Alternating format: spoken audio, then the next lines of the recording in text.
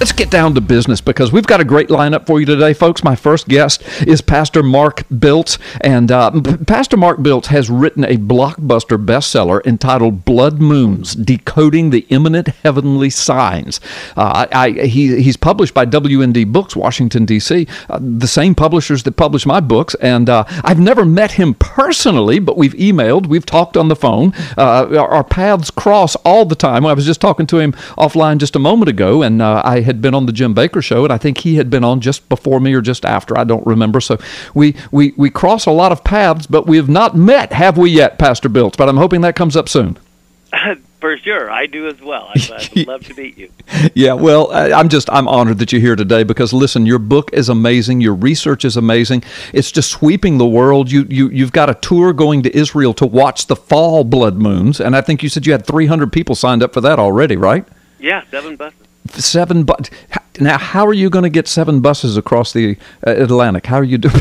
I'm kidding, man. I had to say that. Yeah, go ahead. It's going to be fun. It's going to be a lot of fun. No, I know it will. Listen, is there any room? Can people still sign up, or is it just pretty much booked and done? Well, the problem is there's no more hotel rooms in Jerusalem. The hotel rooms are booked. Yeah, wow. We'd be happy to take more people, but there's no more room in the inn. Right, I got you. Well, listen. Pastor Mark Biltz is the founder of El Shaddai Ministries out on the West Coast. He's a well-known speaker on the feasts of the Lord, and I'm going to get him to talk a little bit about that here in a moment. I've done a lot of preaching and teaching and writing on it, but this guy, I mean, he's a world-renowned expert on this. He's also, as I said, authored this best-selling blockbuster Sea to Shining Sea and Around the World book, Blood Moons, and what he does is, and I'm going to get him to explain it in great detail, but he shows the links between eclipses and biblical feast days, Israel's history, and monumental events as well. And I'm going to get him to reveal some of that stuff here in a few moments. But he's spoken all over the world, including Germany and Sweden and Switzerland, Israel, Canada, South Africa. He's been on a lot of television programs, including Sid Roth and Jonathan Burness and Jim Baker and Prophecy in the News, etc., etc. His website is elshadaiministries.us, elshadaiministries.us. So, Pastor Mark, so glad you're with us. Listen, do this. First of all, you were one of the very first, if not the first people to kind of discover this. I mean, it was lying there to be discovered, but you kind of decoded it, pulled it all together, started teaching, talking about it. I think you might have had some stuff on a website. You did some preaching and teaching. I know several other people have written books about this, but it's been largely built upon your original work. But why don't you, for the sake of those in our audience that might not know, give a brief education on what this whole blood moons phenomena is about and the significance of it in our time? Sure. I just, and over the last 6 years, I've been giving it away for free, all the information on my website, and I've talked to several people, and as you said, many wrote books about it. But it's all based on the discovery that I stumbled into, believe it or not, Carl. Yeah. I was just saw a total lunar eclipse over the Temple Mount in 2008 on the Feast of Purim. And so I went to NASA's website to research, because to me, when it talks about the moon turning to blood, the plain meaning of the text is a lunar eclipse. Right. And so that's what a blood moon is. It's a total lunar eclipse. And I love science, and I like to deal with facts and not conjecture. Right. And so when I went to NASA's website, I saw you only get one total lunar eclipse every year and a half over the last 5,000 years. Right. But here we have 4 within a year and a half. And on top of that, when I saw they were falling on the biblical holidays, oh my goodness, my hair stood up on end, what little I have. And I just couldn't believe it. And so when I went and looked at the history of when these occurred, and I saw they occurred in 1967 and 68 when Israel recaptured Jerusalem. Right after they became a nation in 48, it happened in 49 and 50, and then I saw it happen during the Inquisition. I saw there were solar lunar eclipses all over the destruction of the temple in 70 A.D. I saw they were around the time of the Messiah's death, 32, 33 A.D. And it's all based really on the scriptures from Genesis chapter 1, verse 14. Right. God said he created the sun and the moon for signals. That's literally what it says. Yeah. On his feast days. It says seasons, but that's a mistranslation. It means on his feast days. Right. Well, that is amazing. And you mentioned the 4 blood moons in a year and a half, and of course that's referred to as the Tetrad of blood moons. In other words, 4. And what you discovered. Now, correct me if I'm wrong. I'm just trying to give a general synopsis for the audience. So jump in there and correct me if I'm wrong. But what you discovered is that not very often in the last 2,000 years, just a double handful of times with a few fingers left over, has Tetrad of blood moons occurred, where in the spring of one year there'll be a blood moon occurring, and it just happens to occur right at Passover, and then in the fall of that year, which just happens to occur at Tabernacles, right? Yes, yeah, over the last 2,000 years, there's been 62 tetrads, but only 8 have fallen on the feast day. Right. So, I'm sorry. That's what I meant. Yeah, about the double handful, only on the feast days. And so these are significant times. So in one year, you've got it falling in the spring and in the fall, and then that very next year, there's blood moons again in the spring and in the fall on these feast days. So that's the tetrad. 4 times in a year and a half, 2 years, are these tetrads. So tell us about some of the, you just did it very quickly, but tell us again about the significance of these 8. Sure. The amazing thing to me about this is God said it. He said He's created them to send signals on the Moedim, or on the feast days like Passover and Tabernacle. Right.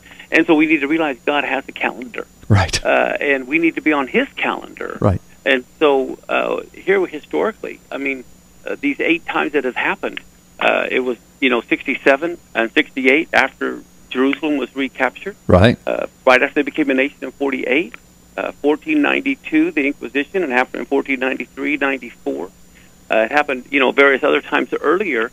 And but some of it was around the creation of Islam, right, right after the Bar Kokhba rebellion.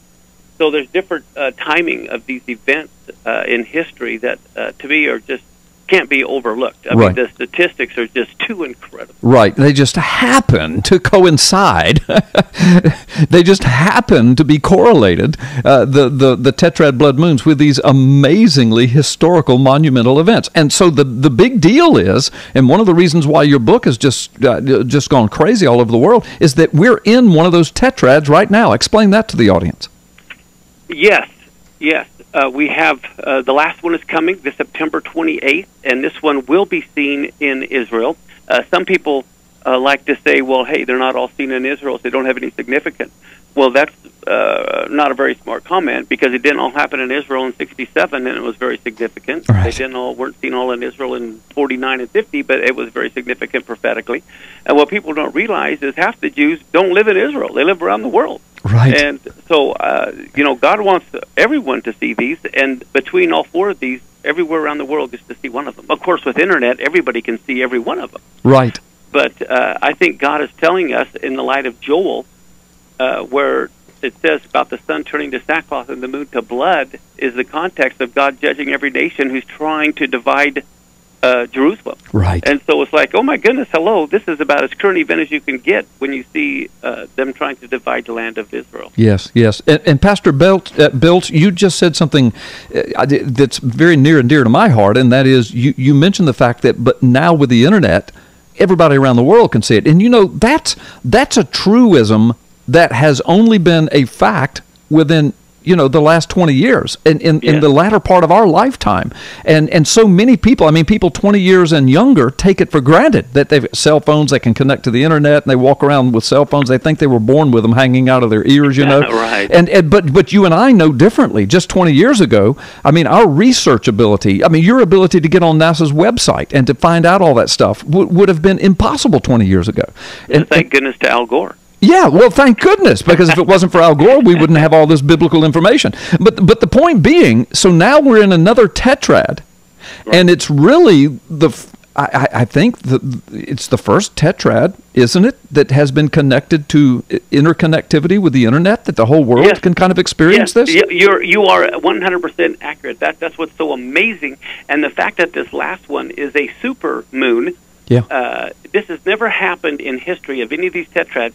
have you had not only a supermoon that's seen in Israel, it's during a Shemitah year, or the 7th year of a 7-year cycle. This is just the odds are literally astronomical. Yeah, and that's the point I was making. Plus, of course, now the whole world can participate in it because of the internet. So we're living, I think, Pastor Biltz, and I know you believe it as well, we're living in some amazing prophetic biblical times. My guest this afternoon is Pastor Mark Biltz, who has written the amazing international bestseller, Blood Moons: Decoding the Imminent Heavenly Signs. Pastor Biltz, before we go any further, and I want to get into this Shemitah year because there's some amazing stuff that you have to reveal to our audience this afternoon on that. But before I go any further, tell folks where they can find you, your ministry, the church that you pastor, where they can get your book, etc.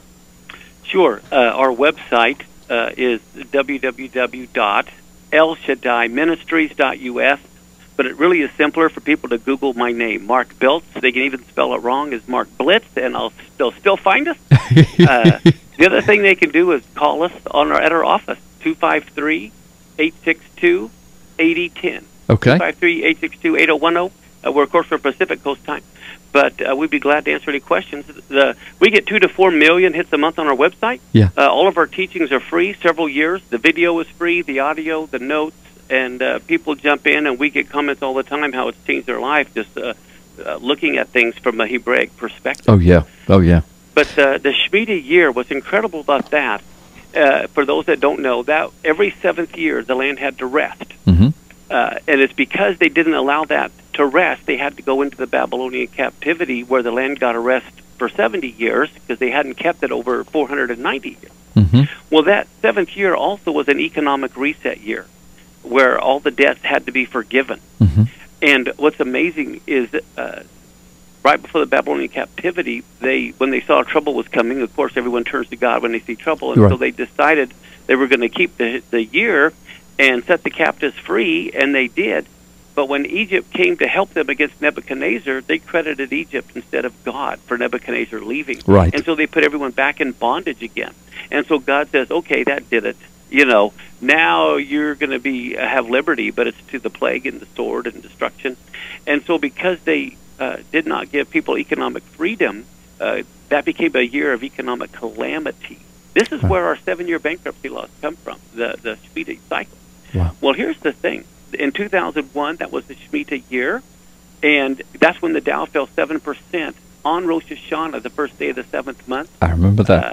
And then exactly 7 years later, in 2008, when the Dow fell, it was again a Shemitah year. It was again on Rosh Hashanah, the first day of the 7th month. The Dow fell 777 points, a 7% drop on a failed $700 billion bailout. So God's hand is all over this. Yep. And by the way, let me just break in. And Rosh Hashanah is, of all things, the Feast of Trumpets.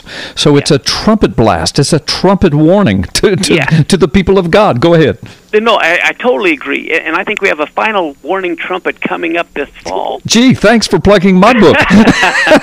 Yeah, well, go ahead, though. Keep talking about where you were going, but thank you for using the term final warning, I did that on purpose. Yeah. And, but anyway, I really think what's fascinating is, here's the thing, and you're going to love this. Okay. Here's this. Daniel, who was in the Babylonian captivity, everyone knows about Daniel's 70 weeks. Right. Okay? And we know there's 1 week left. This tribulation is 7 years long. At least I think that's what most people hold to. Right. Well, guess what? It's a Shemitah cycle, which means because Daniel was Jewish, and he was following the Shemitah cycle. Right. So that means the first year of the tribulation has to begin the first year of a Shemitah cycle. This fall begins the first year of a 7-year cycle. That's right. And now, I'm not saying the tribulation is going to begin this fall, but I'm saying is, if it doesn't, it can't begin for 7 more years. Right. Because you can't have the first year of the tribulation, which is the first year of a Shemitah cycle, begin in the 3rd year of the cycle. Right. So let's just stop a moment and take a breath. So the first year of the new Shemitah cycle starts this fall. Does it start at Rosh Hashanah? Yes. Yeah, okay, so there you have it. And we've also got this final blood moon, supermoon occurring right about that same time and in that same cycle. 2 weeks later. Yeah, and then look at everything that has unfolded in the last few years, folks. I mean, Iran and Russia and Turkey and Arab Spring and Syria and Jordan, ISIS. The war in Israel last summer. Yeah, United States turning its back on Israel. Israel surrounded by enemies. Egypt and Libya falling, which is also prophetic right out of the scriptures. I mean, folks. Mark and I are not setting dates and times, and we're not proclaiming that this fall is the beginning of it all, but we're just saying it's time to be right with the Lord. We're living in some very prophetic times. Wouldn't you agree, Pastor Biltz? I totally agree, and I believe, as you do, and sorry for promoting your book again, but Thanks. I really believe God always warns before he brings judgment. Yeah. There's always a final warning, and he always uses a trumpet call. And the thing about these blood moon, solar lunar eclipses, no false prophet can manipulate an eclipse. That's right. No false prophet can control the biblical calendar. This is out of man's hands. Right. And one of my favorite verses is Psalms 102. Yeah. And it's like verse 16 through 18. And it says, when the Lord will build up Zion, that's when he will appear in his glory. Right. Well, guess what? All the political arguments today are because of the settlements that are being built up around Jerusalem, right. which is Zion. Right. And the amazing thing is the next verse says, and this is written for the generation to come. In Hebrew, the word's akaron, and it means the terminal generation, the last generation. Wow. So here they got Jerusalem back in their hands in 67. It's been being built up over the last 50 years, and this is the terminal generation, according to Psalms 102, that sees this happening, that will see the Lord appear in his glory. Yeah. Wow. Wow. And all of that happens. I mean, all of these things we've been talking about, Shemitah year and the blood moon, supermoon, all of that happens this coming fall. Hold on to your shorts. Yeah, I'm telling you. And you're going to be in Israel, in Jerusalem. Wouldn't miss it for the world. With 7 buses that you guys drove across the Atlantic. That's right.